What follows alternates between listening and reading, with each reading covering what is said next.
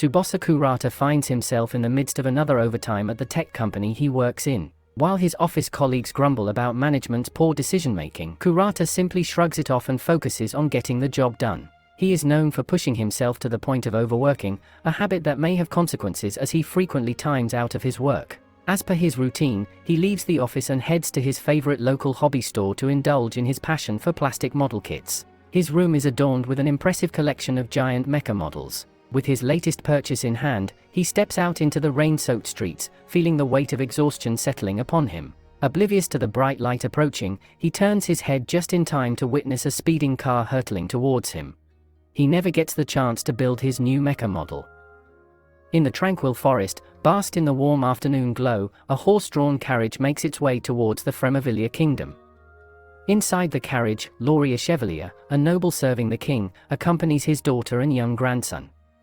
Celestina Chevalier, the child's mother, tenderly caresses her son's hair, filled with hope for his future achievements. Despite his small stature compared to other boys his age, she believes that her son is destined for greatness.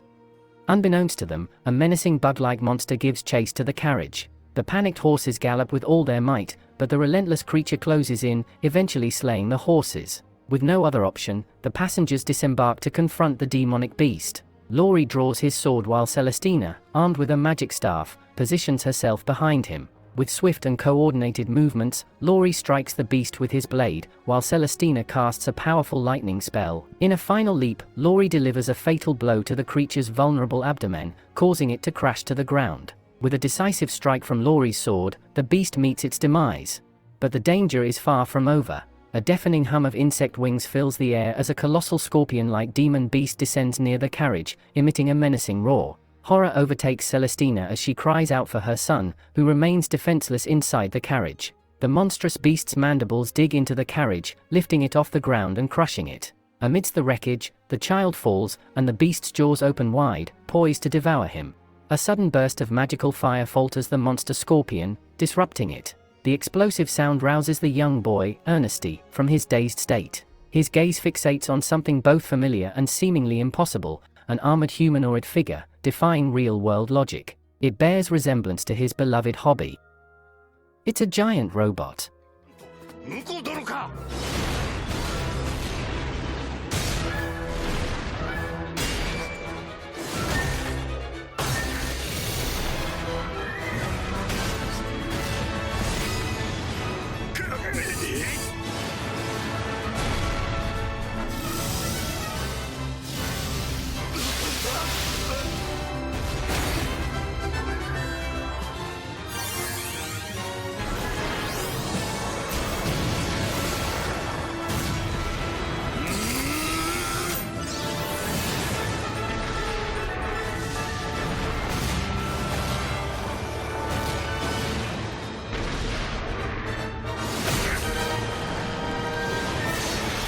With a final strike, the mechas vanquish the scorpion-like demon.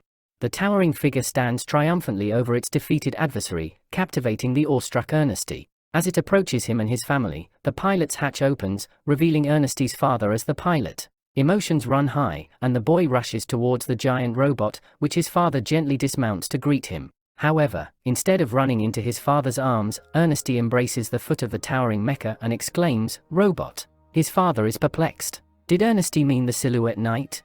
Silhouette Knights are colossal humanoid machines powered by magic. It is humanity's answer to the gigantic demonic beasts that plague their world. Ernesty's excitement grows upon learning the name of these giant robots. In that moment, Ernesty discovers his true calling, to become a Knight Runner. And so, he embarks on a journey to become a Knight Runner, diligently immersing himself in magical studies and sword training while others his age grumble about their studies.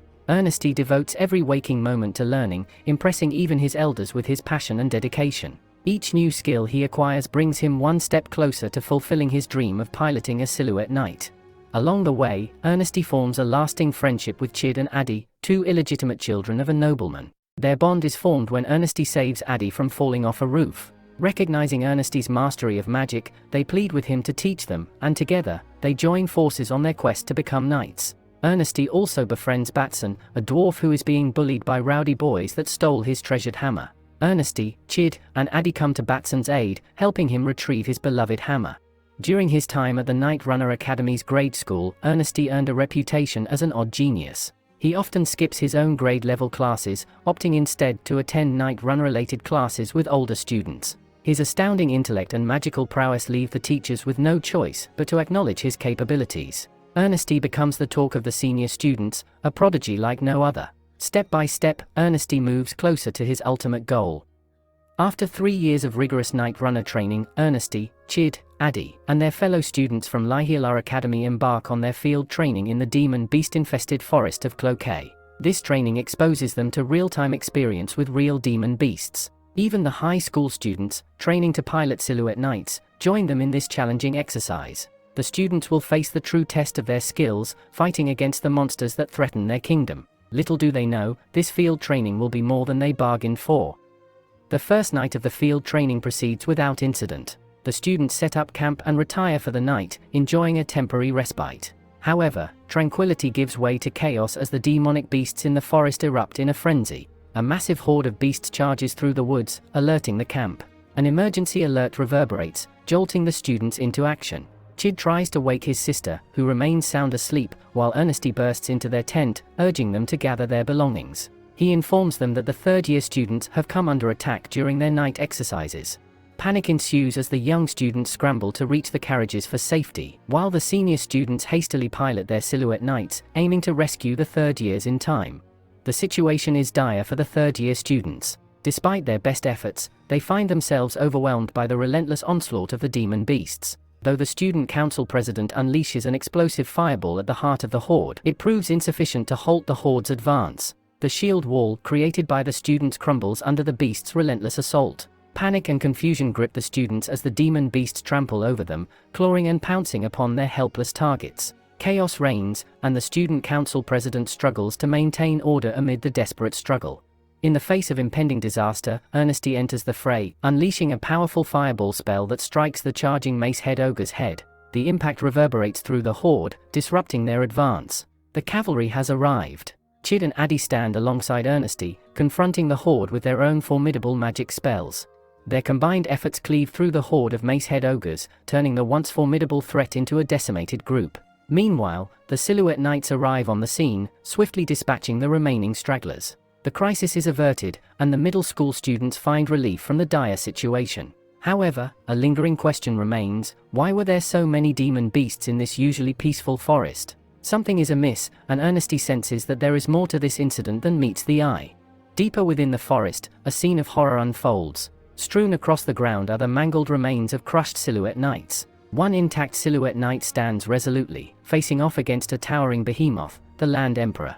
There is no fear in the knight's eyes, only a burning desire for vengeance for its fallen comrades. As the monstrous tortoise-like creature looms over him, its maw opens, glowing with intense heat, preparing to unleash a deadly stream of fire. The knight refuses to let the demon beast go unpunished. With unwavering resolve, the valiant knight charges towards his final desperate strike. Leaping onto the monster's head, he plunges his sword into its eye. Yet, to his dismay, the blade simply bounces off, as if striking solid rock. And thus, the courageous knight's battle comes to an end. Stephonia calls out to Ernesty, urging him to get into the carriage as they are about to leave. Ernesty starts approaching the carriage when he feels a presence behind him. He turns his head around, and notices a Silhouette Knight running through the forest. He decides to chase after the Silhouette Knight he spotted. The cowardly Silhouette Knight falls into a ditch. Its pilot struggles to escape. The pilot starts rationalizing his actions, convincing himself that he chose survival and did not abandon everyone to die. Yet deep down, he knows the truth behind his action. The top hatch of the Silhouette Knight opens, revealing a young child with silver hair. The last thing he sees is the boy's smile. Dietrich finds himself unconscious behind the storage space behind the pilot seat, while Ernesty takes control of his Silhouette Knight. However, Ernesty is too short to reach the controls. He improvises by dismantling the pilot controls and wraps the cords around his weapon. It's slapdash, but it will do. Now, Ernesty's programming skills come into play. Ernesty focuses and gains access to the Silhouette Knight. He is aware that casting magic is like writing a program, and programming is his specialty. This discovery grants him a significant advantage, enabling him to cast high-level magic with ease. It is a feat never attempted in this world's history. The red Silhouette Knight, Guerre, slowly rises from its feet, now under Ernesty's control. The giant robot takes its steps to climb out of the ditch. As it gains momentum, the robot gradually executes maneuvers impossible for a machine to do.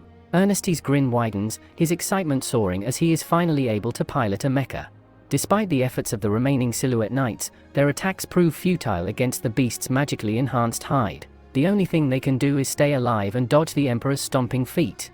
The Land Emperor charges up for a devastating attack, unleashing a massive flame that engulfs its surroundings. One of the Silhouette Knights becomes trapped in the rubble, unable to move. As the behemoth approaches the trapped knight, a red Silhouette Knight emerges from the forest and attacks the demon beast. Unaware that Ernesty is piloting the red Silhouette Knight, the other knights are taken aback by its return when they thought it had deserted them. Now, it's Square who's on the offensive. With a single bound, the red knight closes in on the monster's head and thrusts its sword into the creature's eye. The strike is powerful enough to pierce through its tough eyelids, causing the Land Emperor to shriek in pain. Enraged, the Land Emperor shifts its focus solely on the red Silhouette Knight, charging towards it in an attempt to stomp and crush it. However, the agile machine nimbly evades even the monster's fiery breath attack. Ernesty retaliates with his own strikes, but the Land Emperor's strong hide absorbs all the attacks, rendering them ineffective. The monster's defense proves impervious. Despite the Land Emperor's formidable defenses, Ernesty perseveres. He plans for a battle of attrition, waiting for the monster to exhaust its mana before he exhausts his. Fortune shines on him. The Fremavilla Caldatoas, spotting the Land Emperor, launch a coordinated strike. While a team of knights fire volleys of fireballs at the behemoth, the others charge towards the monster, armed with heavy spikes. They stab the spike into the behemoth's more vulnerable underbelly. The behemoth shrieks in pain. More spikes are about to hit the behemoth when it shoots a flaming breath into the ground, blowing them away. The Land Emperor proceeds to crush the downed knights. Ernesty rejoins the battle, stabbing the joint of the behemoth's leg. This time, his attack manages to penetrate the tough hide. He quickly realizes that the monster's magical enhancements are diminishing. In turn, he also notices that Guerre is reaching its limit, breaking down under the immense strain. Ernesty, still determined, presses on. He calls out to Dietrich, who has awakened during the battle, to take control of the Silhouette Knight. He exits the pilot seat and opens the hatch, stepping out of the mech. Just as he does, the Land Emperor turns around and spots Guerre. Ernesty stands tall and begins casting a spell, creating a massive network of magic circles. Fueled by anger, the demon beast charges toward the red Silhouette Knight. As the monster draws closer, Ernesty unleashes a powerful gale, hindering the monster's charge. Guerre then jumps backward. Just as the monster is about to close in, Guerre grabs hold of the beast's snout. With a smug grin, Ernesty raises his arm, and Guerre follows suit, then grips the sword lodged in the monster's eye. Checkmate.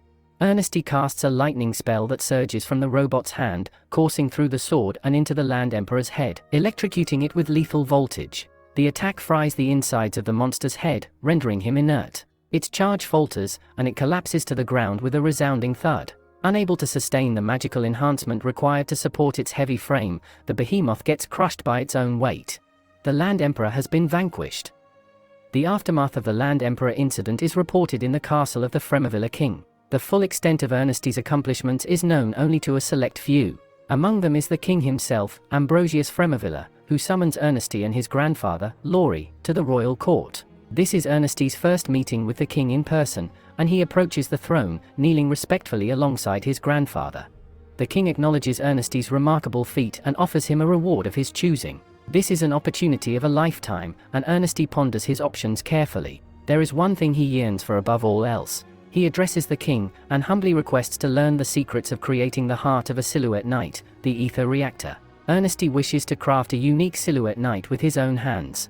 The court is taken aback by Ernesty's audacious request. Access to the kingdom's most closely guarded secret, the source of its power, is not something granted lightly. The king, however, recognizes the determination and potential within Ernesty. He agrees to the request, but presents a condition. Ernesty must first design a Silhouette Knight that impresses the king, proving his worthiness. If he succeeds, the king will grant Ernesty's ultimate desire. Thus, Ernesty embarks on a remarkable journey, delving into the realm of Silhouette Knight development. He inches closer to realizing his dream, armed with unmatched passion and unwavering resolve. And so, the young prodigy is on his way to leave an indelible mark in the world of Silhouette Knights, forever altering the course of history. Thank you for watching Isekai Dork. A quick reminder to click like and subscribe. Hit the bell icon for more isekai lore and weapon breakdowns.